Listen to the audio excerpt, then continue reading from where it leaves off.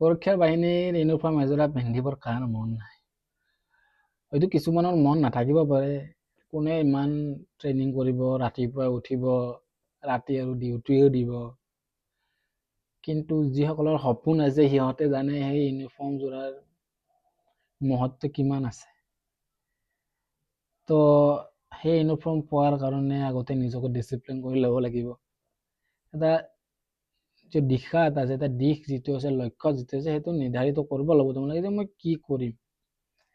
সেইটো ৰেগুলাৰলি সেইটো কৰি গ'লে আপুনি সেইটো লক্ষ্যত উপনীত হ'বই।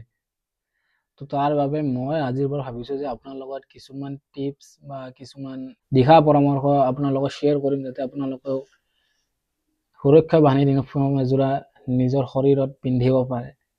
আশা কৰিছোঁ আপোনালোকেও মোক ছাপোৰ্ট কৰিব, আৰু মই সদায় আপোনালোকক কিবা নহয় কিবা এটা জ্ঞান আপুনি বা যিটো মোৰ পৰা পৰামৰ্শ পায় সেইটো মই আগবঢ়াবলৈ চেষ্টা কৰিম।